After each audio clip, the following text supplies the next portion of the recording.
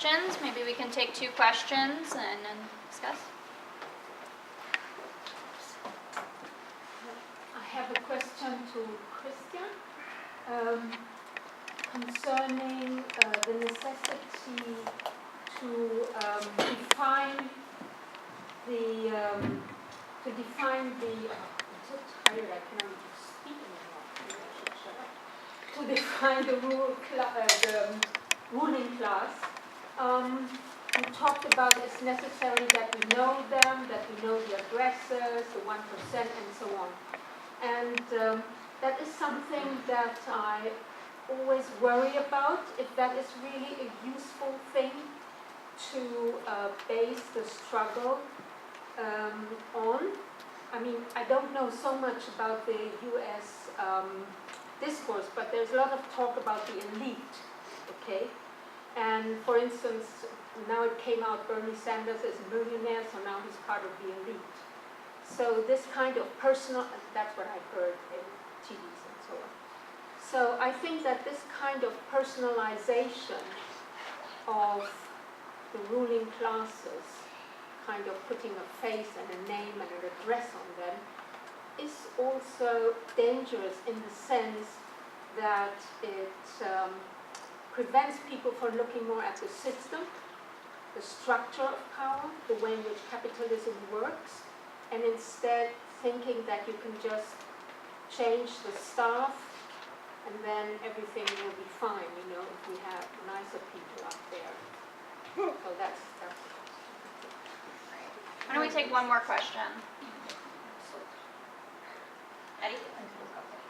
Well, also for Christian, just about potential differences you see emerging within, say, the U.S. ruling class, then thinking specifically about the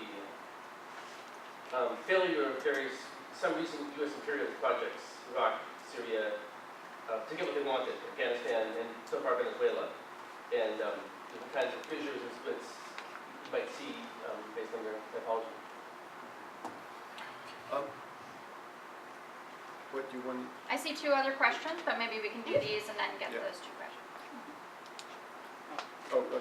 So, well, I mean, it's not to just personalize it, just reduce it. No, that would be a failure. But there's also a risk of people just, you know, reifying the system. I have graduate students who are like, it's the logic of capitalism. I'm like, what exactly is that? You know, it's like, there's no history, there's no place. So, I think there's a utility in it. And what I'm proposing is that this is a question we have to research. I mean, it seems like central to understanding capitalism is understanding this class. And, you know, class is defined as a relationship to the means of production, but that is not sufficient. That's part of it, but not sufficient. It's also networks of people who use ideology, physical force, institutions, have agendas, and I don't think the American left has theorized that very well. So I think there is utility in it. I'm not sure what all the usefulness might be, but I've certainly seen that it helps focus people politically in recent years. In terms of the wars and how they're working out, that's an interesting question. I mean, well, one thing to say is it was wild to see how many elites were not in favor of the Iraq invasion, but they just sort of went along with it. And it's like, we now have several examples of elites sort of publicly questioning the direction of the state and being unable to deal with it. I'm still, to some extent, maybe not still, but I'm to some extent increasingly questioning whether or not the destruction of Iraq was a failure or an adaptation. There's a way in which it squandered all the goodwill, and the reputation of the United States is in the gutter. But on the other hand, it was the U.S. using its strong suit to once again refocus world politics upon its agenda. Finance and militarism, this is the heart of U.S. empire. And the great irony of 2008 was that the world economy came out of that only more focused on and more clearly dependent on the financial power of U.S. markets. Just one measure of that is that of all the currency transactions that involve 2 or more currencies, or that involve 2 currencies, like 95% of them, one currency is the dollar, and 20 years ago it was like only like 80%. So it's like even as the U.S. ruling class is fragmented, can't deal with climate change, the centrality of U.S. financial markets and U.S. military might are pretty clear to much of the world. So I don't know how big a failure Iraq was. Also for Christian, I'm sorry to bombard you with all these questions, but I am curious about, you've said that early on, you said that there's not been much like research done on this particular, or not much writing about the particular topic of the ruling class or the elite. And I'm curious as to why you think that is the case. Obviously, one thing is so many aspects of capitalism have been researched, so why wouldn't the one class that benefits the most from it be analyzed? And I'm sure that, I mean, not to... Well, what, I mean... One more just question. A question for Ricardo. I'm wondering that, as production has globalized, cores and peripheries have also globalized. And so I wonder if your analysis could possibly inform, and if so, how, politics in the internal peripheries now of the global north. One is they're hard to access, and a comrade here, we've talked about this. I mean, how do you study the ruling class? I remember bringing this up in graduate school. It's a professor at the LSE who was like, no, one could study the ruling class. I could go study them at my country club. I was like, yeah, well, when you're a graduate student, and you're looking at, how am I going to study the ruling class? Join a country club? No, I think I'll go study homeless people who live under a bridge. Much lower cost of entry. So I think that's part of it. And they successfully are constantly hiding themselves and disappearing themselves. So, anyway, but I don't know why,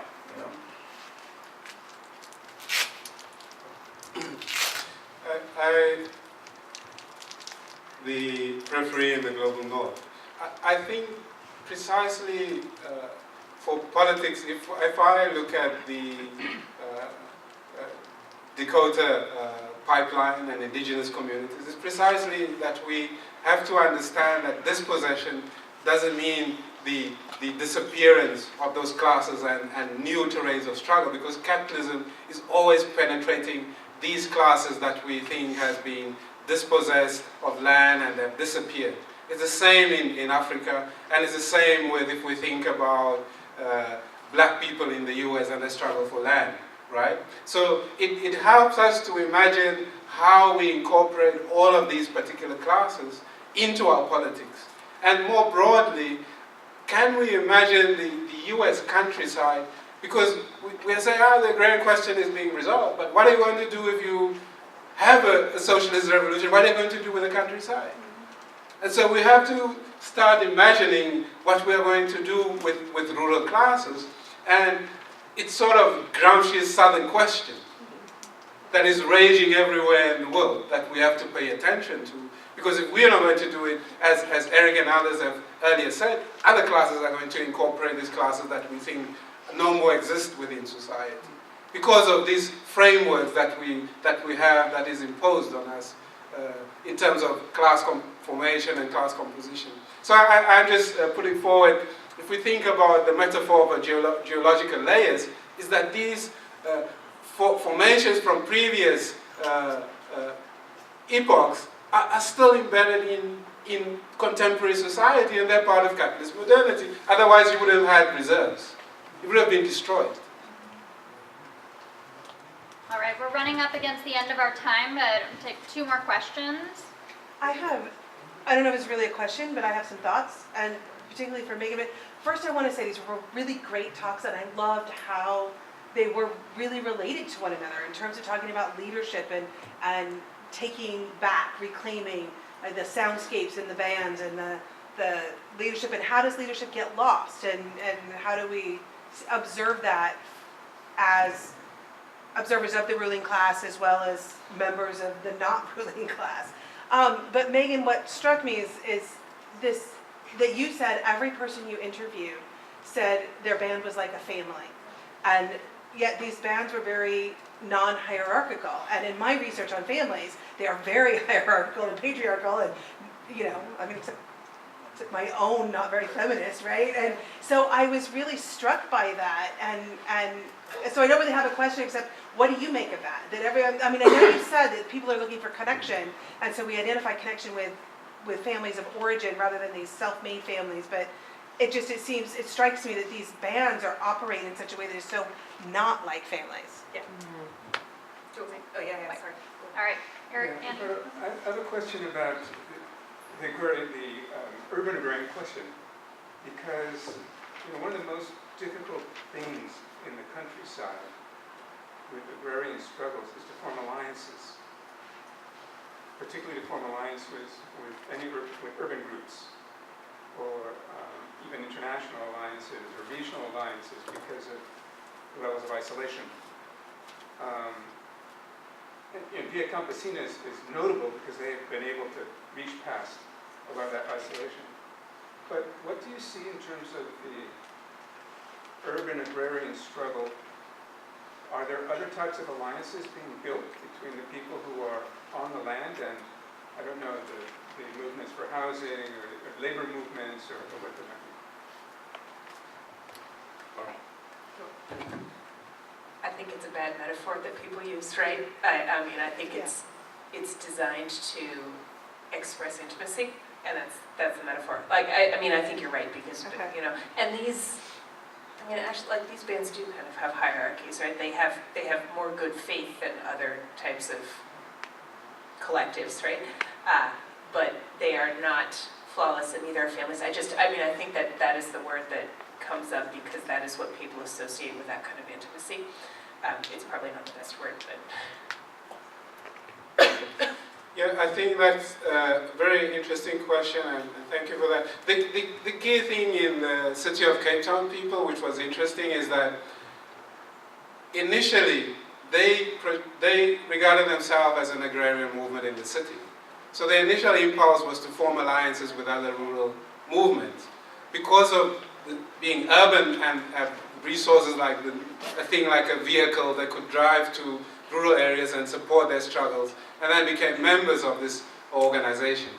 But as the struggle unfolds, because there are two things in this side which is interesting, is that there's also a housing struggle within.